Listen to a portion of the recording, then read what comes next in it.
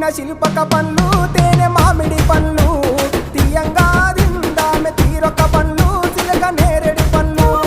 కాబోళ్ళు ఇచ్చిన మక్క కంకులు అవి పాల కంకులు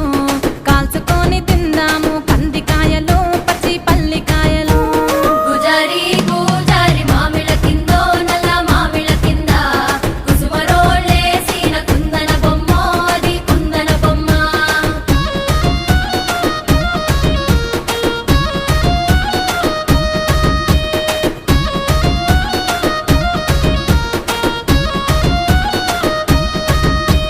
బెస్తలు పెట్టిన పచ్చి చేపలు అవి వట్టి చేపలు